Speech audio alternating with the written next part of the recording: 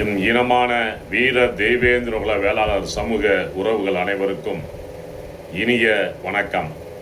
நான் உங்களுடைய அன்பு சகோதரன், விருதுநகர் மாவட்டம் சிவகாசி வட்டம் பல்லவட்டி என்ற கிராமத்தைச் சேர்ந்த பல்லவட்டியார் என்று அழைக்கப்படுகின்ற பல்லவட்டி ரமேஷ் தேவேந்திரர் பேசுகிறேன். உறவுகளே,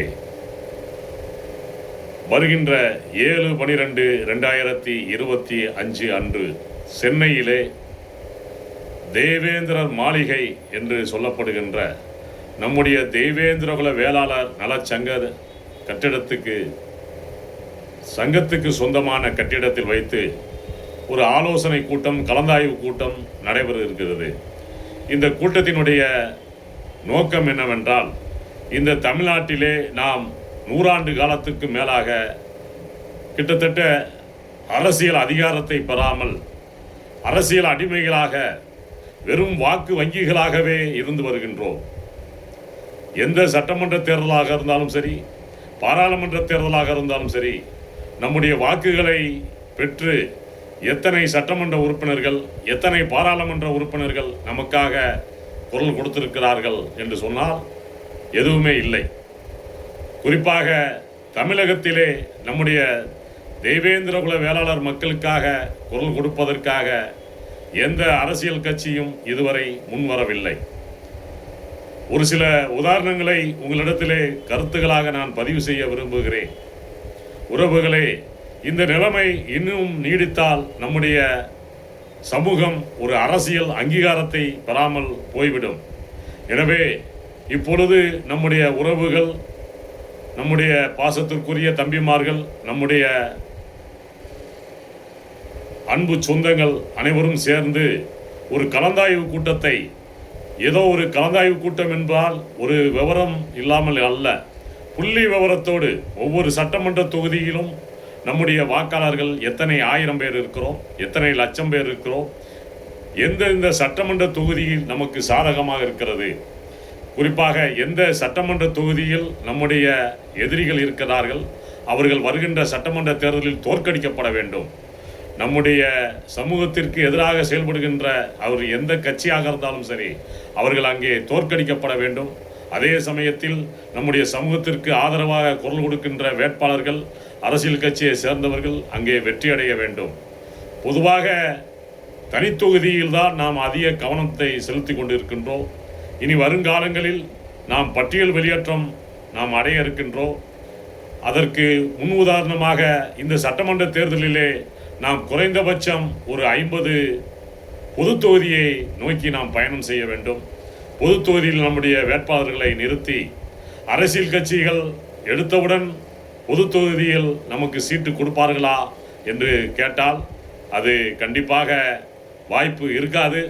அதே சமயத்தில் வருகின்ற அனைத்து தேர்தல்களிலும் இது ஒரு முன்னோட்டமாக நாம் பொது தொகுதியில் நம்முடைய வேட்பாளர்களை நிறுத்தி நாம் அனைவரும் ஒருமித்த கருத்தோடு அங்கே நம்முடைய வேட்பாளர்களுக்கு நம் வாக்குகளை செலுத்தும் பொழுது, ஒரு உதாரணமாக தேனி சட்டமன்ற தொகுதி பொது தொகுதி என்று வைத்துக் கொள்வோம். அங்கே நம்முடைய உறவுகள் அதிகமாக வாழ்கின்றார்கள். இதுவரை எந்தெந்த அரசியல் கட்சிக்கோ அவர்கள் வாக்களித்தார்கள்.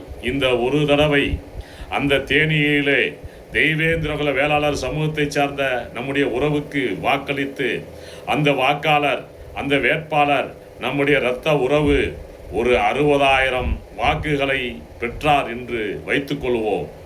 இதே போல ஒரு 10 சட்டமன்ற தொகுதியில் 50,000க்கு மேற்பட்ட வாக்குகளை நாம் பெற்றோம். ஒவ்வொரு சட்டமன்றத்திலும் கணிசமான வாக்குகளை பெற்றோம் என்றால், அடுத்து இவர்களுக்கு என்று ஒரு அதிகாரத்தை கொடுக்க வேண்டும்.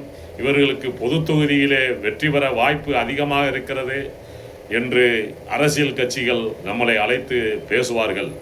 எனவே இந்த மாபெரும் கலந்தாய்வு கூட்டமானது நம்முடைய தெய்வேந்திரகுல வேளாளர் சமூக உறவுகள் அனைவரும் சேர்ந்து ஒருமித்த கருத்தோடு நடத்துகின்றோம். இந்த கூட்டத்திலே தெய்வேந்திரகுல வேளாளர் சமூக உறவுகளாய் பிறந்த யாரும் கலந்து கொள்ளலாம்.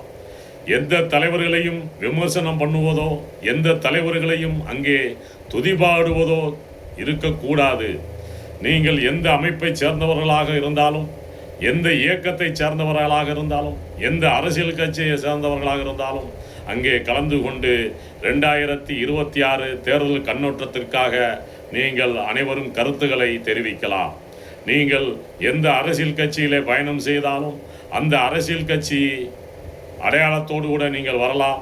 ஆனால் நீங்கள் பேச வேண்டியது 2026 தெய்வேந்திரகுல வேளாளர் மக்களினுடைய தேர்தல் கண்ணோட்டம் எப்படி இருக்கும், எப்படி அதை சாத்தியமாக்க முடியும், எப்படி நம் தொகுதிகளை கைப்பற்ற வேண்டும் என்ற எண்ணத்தோடு பேச வேண்டும்.